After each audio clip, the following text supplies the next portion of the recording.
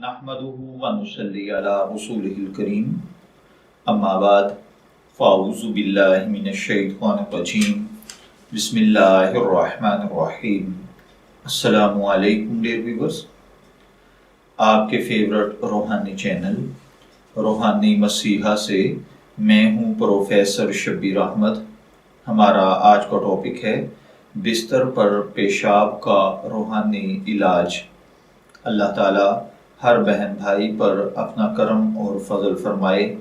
अगर आप या आपके घर का कोई फ़र्द, बच्चा, बड़ा बूढ़ा, खुदा न खास्ता बिस्तर पर पेशाब के मर्ज़ में मुब्तला हैं, बावजूद एहतियात के पेशाब खारिज हो जाता है या बच्चे पेशाब कर देते हैं जिसकी वजह से बिस्तर संभालना बहुत मुश्किल हो जाता है, उसमें पैदा होने वाला ताफ़ुन आपके लिए तकलीफ़ देह होता है और आप चाहते हैं कि बच्चे बिस्तर पर पेशाब करना छोड़ दें, तो इसके लिए आप ये रूहानी अमल करें। इंशाअल्लाहुल अज़ीज़ बच्चे बिस्तर पर दोबारा पेशाब नहीं करेंगे।